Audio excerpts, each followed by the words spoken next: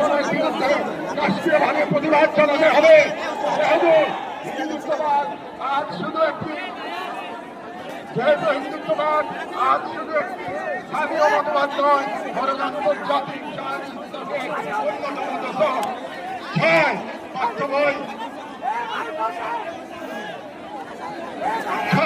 পাঠ্য বই ও শিক্ষানীতিতে আল-আকসা, ফিলিস্তিন এবং মুসলিমদের সংগ্রামী ইতিহাসকে অন্তর্ভুক্ত করতে হবে। ভবিষ্যৎ মুসলিম প্রজন্ম নিজেদের ইতিহাস, ঐতিহ্য ও আত্মপরিচয় নিয়ে গড়ে ওঠে। কারণ রাষ্ট্র কেবল সীমানা নয়, রাষ্ট্র এক আমানত। এই আমানত রক্ষা করতে না পারলে ইতিহাস আমাদের ক্ষমা করবে না। আমাদের সর্বশেষ দাবিগুলো নিজেদের প্রতি, যা মূলত একটি অঙ্গীকার দাবা।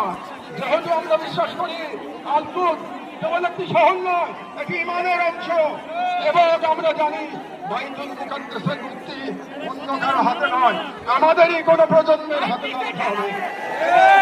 আমরা বুঝি জাহান্নামের প্রতিষ্ঠা কাজ যদি আমরা প্রস্তুত না হই, তাহলে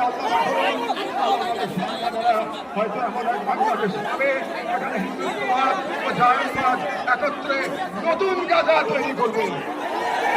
এবং গাজা আমাদের জন্য এক আয়না, যেখানে আমরা দেখতে পাই কিভাবে বিশ্বাসী হওয়া মানে কেবল বেঁচে থাকা নয়, সংগ্রামে দৃঢ় থাকা। সেহেতু আমরা এই মাটির মানুষ, এই মুসলিম ভূখণ্ডের নাগরিক, এই কওমের সন্তান এবং সর্বোপরি মুসলিম উম্মার সদস্য করছি।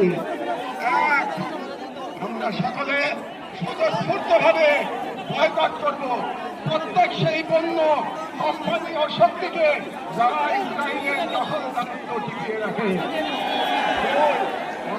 সমাজ যারা ইসলাম ও মুসলিম উম্মার সকল প্রতীক ও নিদর্শনকে সংরক্ষণ ও পুনরুদ্ধার করবে ইনশাআল্লাহ। আমরা আমাদের সন্তানদের এমন ভাবে করে তুলব যারা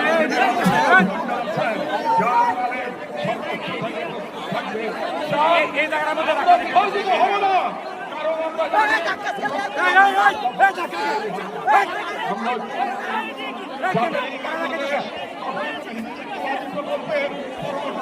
পরিণত না হয়। আমরা শুরু করবো নিজেদের ঘর থেকে।